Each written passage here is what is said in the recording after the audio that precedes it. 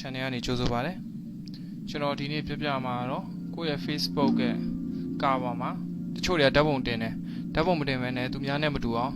ဗီဒီယိုလေးတွေအတူလေးတွေဘယ်လိုတင်လို့ရလဲဆိုတာကိုပြပြမှာဖြစ်ပါတယ်ဒီလိုမျိုးပါ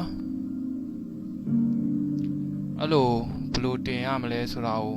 ပြပြမှာဖြစ်ပါတယ်ခင်ဗျာ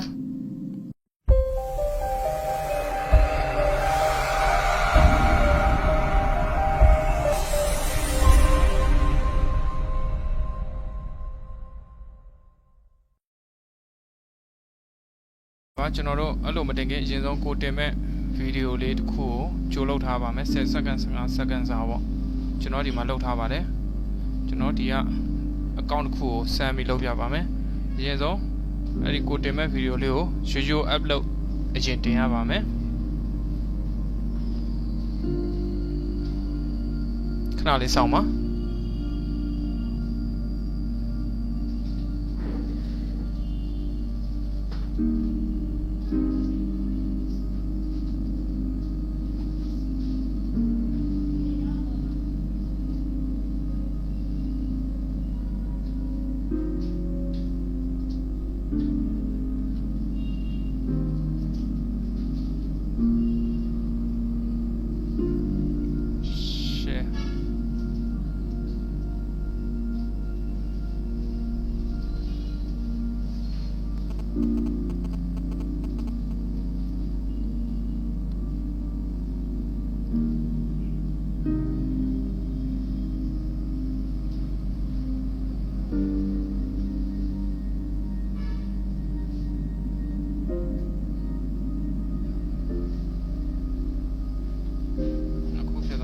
အဲ့ဒီဗီဒီယိုတစ်ချက်ဖွင့်ကြည့်ပါမယ်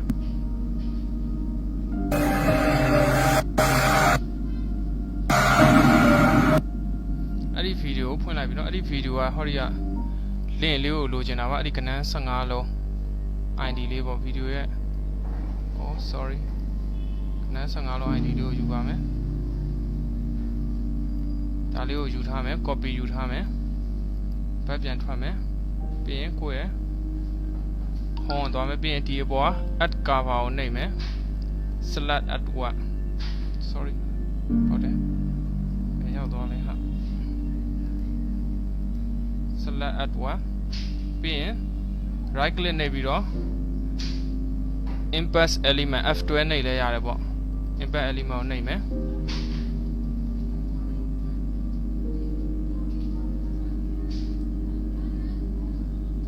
ပြီးရင်ကျွန်တော်တို့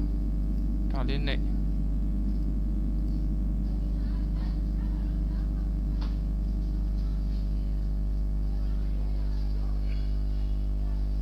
ဒါလေးကိုနှိပ်မယ်ပြီးရင်ဒီကောင်ပုံအရှင်ပေါ့နော်ဒီပုံအရှင်နဲ့ဒီဘက်ကပြောင်းသွားတယ်ဒီနေရာမှာဝင်ချင်းရပါမယ်ဒီမှာ photo ID မှာခုန15လုံးကိုချင်းရပါမယ်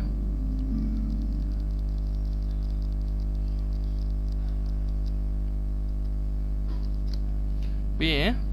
ဒီမှာ data photo ID ကိုလည်းထပ်ချိန်ပါမယ် control V ပေါ့ရပါပြီချိန်ပြီးသွားပြီဆိုရင်ပိတ်လိုက်ပါ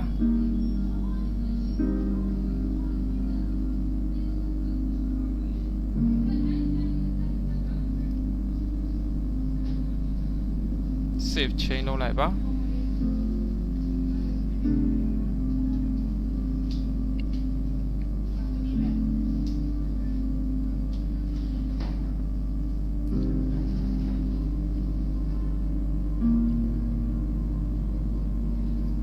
အဲ့ဒါဆိုရင်ကြားသွားပြီဖြစ်ပါတယ်